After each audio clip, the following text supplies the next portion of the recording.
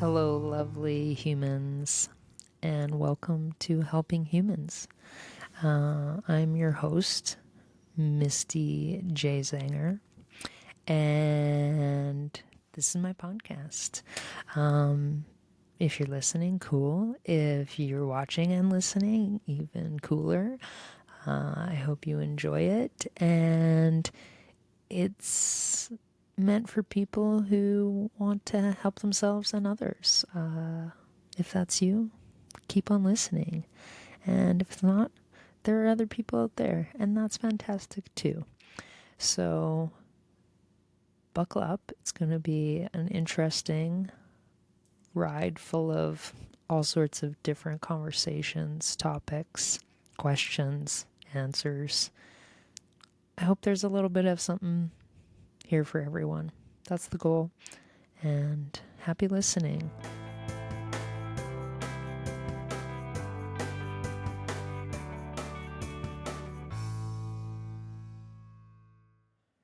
Hello again, and welcome back to Helping Humins. This is our third episode, and looking forward to connecting a little bit more and kind of exploring some personal interests I have that I think might help other people if they haven't dabbled in this realm or considered the benefits. I think this is a good episode. So we'll dive right into learning through words. And what I mean by that is the importance of hearing and seeing, and especially the combination of the two put together, to learn the most we can through our experiences. A great example of this for me is watching any shows, movies, TV shows, whatever it is. I have become quite, I would say, borderline obsessed and also like reliant upon captioning on my media, and kind of throws other people off, and also maybe is a dislike for other people. Why are these words on the screen? I don't like these words. I just want to see the picture. But you miss so much information. And I think this started a few years back when I was watching Wentworth, which is an Australian based show, and just the accents, it's hard to pick up on everything. So throw on the subtitles, and you get a little bit more of the story and what's being said. So I think that snowballed over the years into more and more. It serves a purpose, and it really is beneficial to me and my learning of even how to spell words. I'm like, oh, that's how you would spell that. Or just people mumble, or again, the accents, and you can just learn a little bit more about what's being said. And I think that's invaluable to have. Just, it's an easy, most every program has it. Closed captionings are probably the best because they insert all sorts of other additional materials. And I just really recommend it for especially young people if they're watching anything on a device of any sorts. Toggle that switch, because they're going to learn these words while they're watching shows. So they're already learning a bunch, but throw on the captioning and or subtitles, whatever you want to call it, and you're laughing, and your kids are learning, and you're learning probably at the same time too. So you feel like even better as a parent or teacher or whatever it might be, especially in schools. If you're showing things, why aren't we having our captioning and subtitles on? They should be seeing these words. Like, why are we just one noting it? In my first few episodes, I talk about the importance of like that layering, multitasking, or multi-benefiting, and this is a big one for me. So that's piece one, is the captioning, reading along while we're enjoying the entertainment side of things. With my second one that I thought really learning through words, audio and visual wise, is an app that is pretty well turns out to be free, and it usually comes with a public library membership, which in our community they're $5 to $8, and actually a lot of the times it's free because I know at our one city public library they get sponsorships that award free library memberships for the year. And I barely had to pay for a library membership in the last, let's say, decade. So those few dollars you'd put out at the library helps them, but it really is going to help you with the Libby app. Libby, and it can be downloaded on your device, whatever that device might be, Mac, iPhone, the Androids, whatever. I don't think there's a place where Libby can't really go.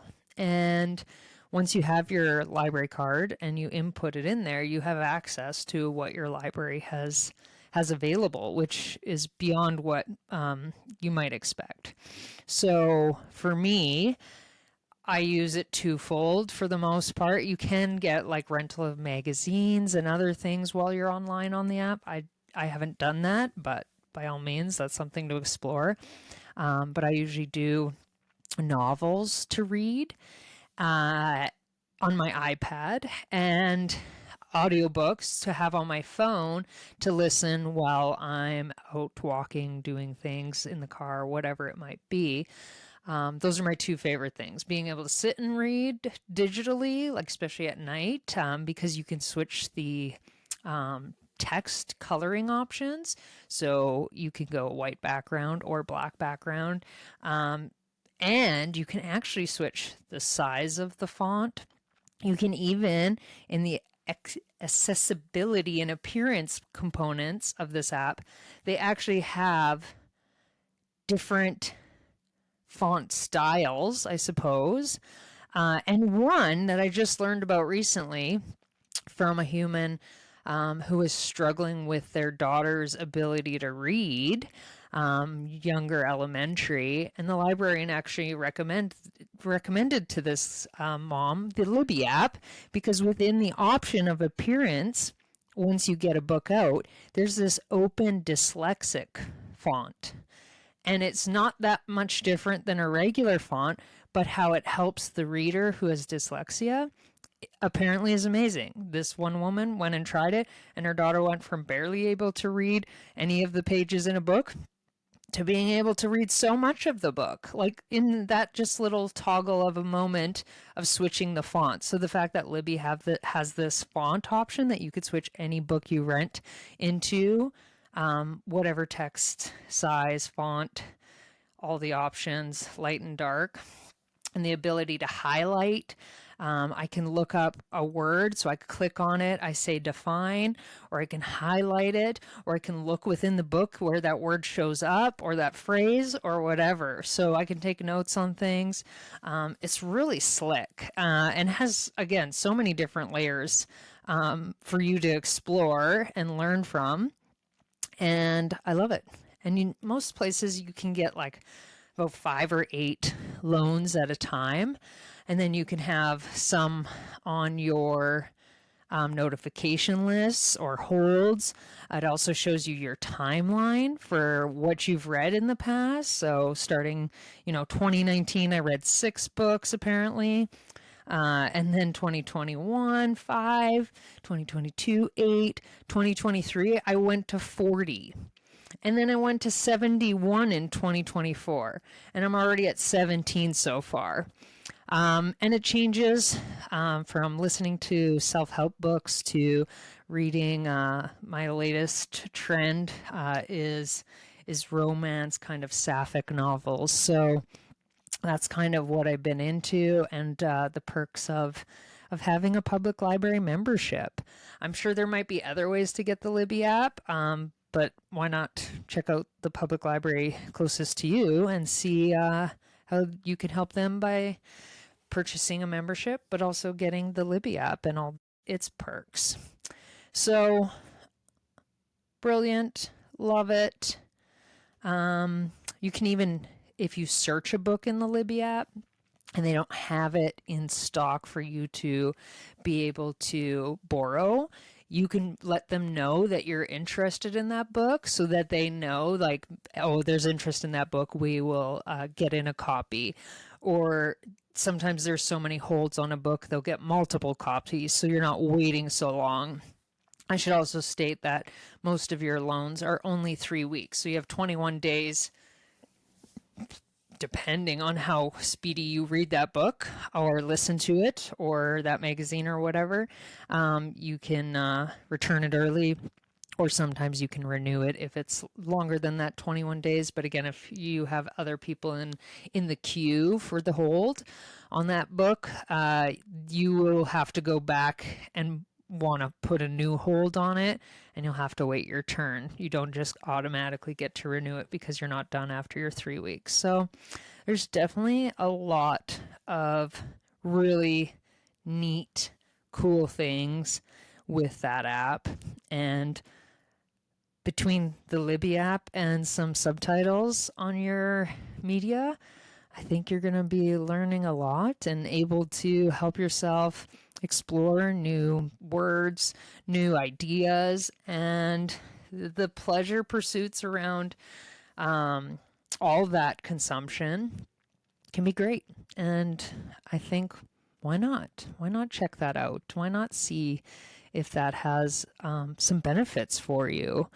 It's probably not going to be that harmful to have some words on your screen or to have an app on your phone or tablet that can easily be like, oh yeah, we're going on a road trip. Let's download a few books or audiobooks on our phone so we can listen to them or read them while we're out and about. So many great things. And even, again, this is just scratching the surface of some of the cool tools and tips that I want to share with you all. So happy learning through words and happy helping yourself and all the little humans around you.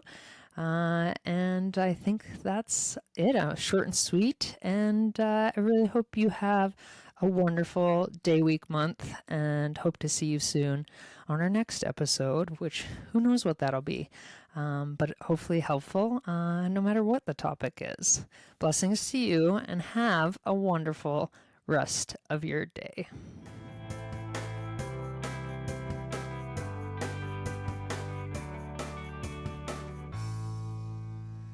Thank you so much for listening to this episode of Helping Humins, a video podcast by Misty J. Zanger. If you are wanting to reach out, follow, and connect further, here's a few ways you can do it. My website, www.mistyjzanger.ca. Email, mistyjzanger@gmail.com. On TikTok, username RealTeacherTalk, TOK. And the name that comes up with that is Mystified. I also have a Facebook page under Misty J. Zanger Coaching and Consulting. There's also a Helping Humins group that you could try and join too. Follow along there. Instagram, I am at MJZ_happiness life coach.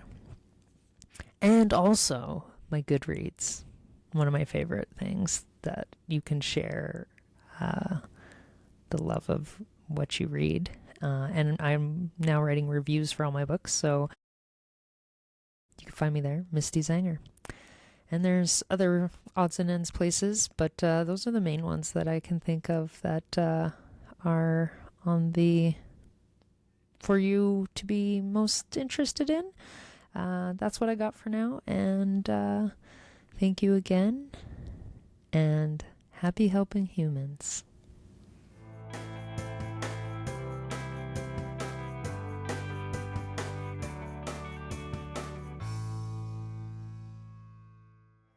Thank you so much, lovely human, for listening to the Helping Humans podcast. which is created, hosted, and produced by Misty J. Zanger and is a Mystified Productions podcast.